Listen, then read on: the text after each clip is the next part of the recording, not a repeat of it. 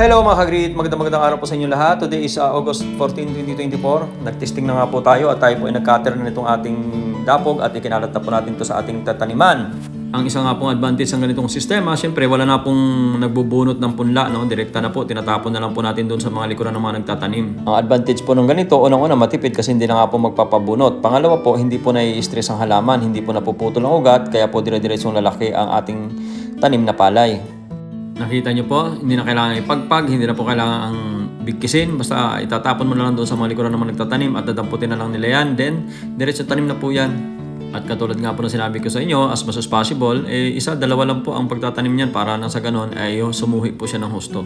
Matipid sa binhi, walang stress ang punla, at walang putol, so hindi rin po basta-basta magkakasakit ang ating tanim na palay. So doon po sa gustong matuto ng mga ganitong sistema, sundan nyo lang po itong ating mga video kasi kompleto po ito. Simula po nang tayo ay nag-rotivate, hanggang tayo po ay nagdapog, hanggang tayo po ay nagbunot, hanggang tayo po ay nagtanim, hanggang tayo ay mag-i-spray ng pre-emergent herbicide. Din sa pag-i-spray po natin ng bioplant booster nito ay papakita rin po natin.